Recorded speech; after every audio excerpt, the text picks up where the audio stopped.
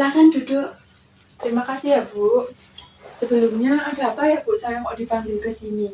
Jadi, saya memanggil kamu ke sini adalah untuk melakukan konseling. Sebelumnya, apakah kamu sudah mengenal saya? Cuman baru tahu aja sih, Bu, tapi belum kenal.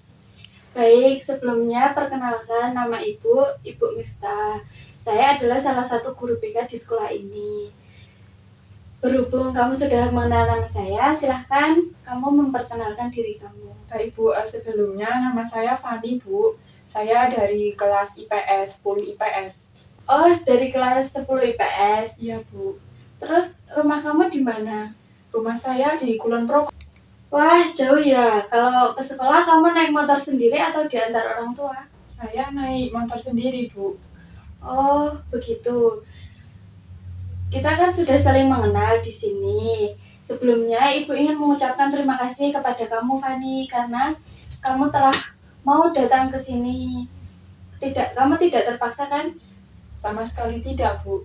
Syukurlah kalau kamu tidak terpaksa di sini. Sebelumnya, apakah kamu sudah pernah mengikuti kegiatan konseling? Belum pernah, Bu. Malah baru pertama kali ini saya melakukan konseling. Kalau begitu, Ibu jelaskan dulu ya, apa itu konseling. Konseling itu adalah proses pemberian bantuan yang diberikan oleh konselor, yaitu saya, kepada konseli, yaitu kamu, untuk membantu mengatasi permasalahan yang kamu hadapi. Di dalam proses konseling ini terdapat beberapa asas. Ada asas kerahasiaan, asas keterbukaan, atas sukarela, asas kemandirian, dan masih banyak lagi. Jadi di sini kamu tidak usah khawatir untuk menceritakan permasalahan yang kamu alami, dan kamu bebas menyampaikannya kepada saya tanpa takut rahasia kamu akan diketahui orang lain. Bagaimana? Baik, Bu. Saya sudah paham untuk kali ini. Jadi kegiatan konseling kita pada kali ini dibatasi oleh waktu. Kita akan melakukan kegiatan konseling ini selama kurang lebih 30-45 menit. Jadi mari kita gunakan waktu ini dengan sebaik-baiknya. Jika pada konseling kali ini permasalahan yang kamu sampaikan masih belum mendapatkan jalan keluar, mari kita adakan kegiatan konseling di lain waktu. Bagaimana? Baik, Jadi begini Fani, Ibu itu mendapatkan informasi dari wali kelas dan beberapa guru lain yang mengatakan bahwa kamu sering terlambat ke sekolah dan sering membolos kegiatan sekolah. Apakah benar begitu? benar, Bu. Coba kamu ceritakan kepada Ibu kenapa hal tersebut dapat terjadi.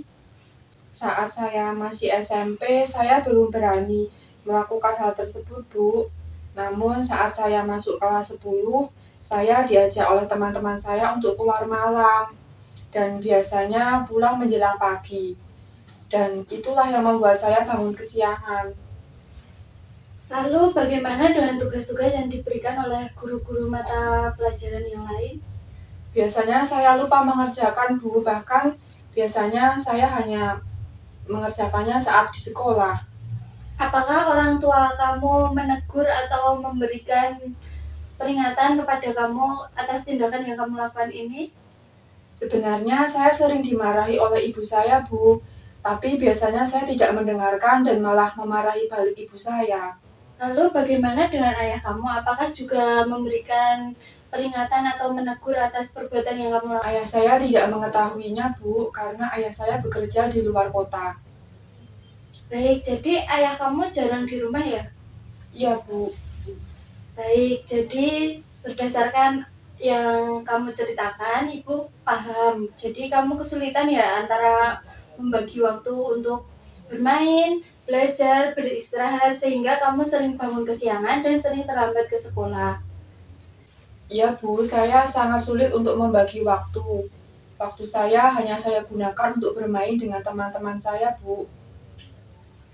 Baik, jadi tujuan konseling kita pada kali ini adalah untuk membantu kamu agar bisa manajemen waktu kamu, agar dapat membagi waktu antara waktu bermain, waktu belajar, dan waktu beristirahat, sehingga kamu tidak bangun kesiangan lagi. Begitu ya, Bu. Lalu saya harus bagaimana, Bu, kira-kira? Di dalam proses konseling ini, kita akan menggunakan teknik self-management, yaitu Teknik di mana kamu akan merubah perilakumu yang buruk dalam manajemen waktu menjadi perilaku yang lebih baik dalam manajemen waktu kamu. Oh, jadi begitu ya, Bu. Iya, jadi sebelumnya hal apa aja yang kamu lakukan di rumah saat sepulang sekolah? Sekolah biasanya saya langsung makan siang, Bu.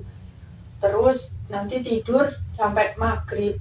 Habis maghrib biasanya mandi dan langsung sholat. Setelah sholat langsung pergi dengan teman-teman saya. Lalu jika kamu main dengan teman-temanmu, apa yang kamu lakukan dengan mereka?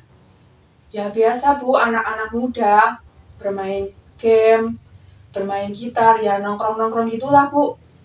Terus kamu pulang jam berapa jika main bersama teman-temanmu? Kalau masih hari sekolah biasanya saya pulang jam 12 malam, Bu. Tapi kalau pas malam liburan tidak sekolah biasanya hingga pagi, Bu, sekitar jam 2 atau jam 3-an. Baik, jadi Ibu sudah mengetahui kegiatan kamu. Ibu sarankan sebaiknya kamu merubah kegiatan kamu yang kurang bermanfaat tersebut agar menjadi lebih bermanfaat. Misalnya, sepulang sekolah, sebaiknya kamu pergunakan untuk makan, mandi, dan mengerjakan tugas dari guru. Setelah itu, kamu boleh main, tapi jangan sampai tengah malam. Sebaiknya jam 9 malam itu kamu sudah pulang, sehingga kamu tidak bangun kesiangan dan tidak terlambat ke sekolah. Baik, Bu, saya akan mencoba melakukan hal tersebut.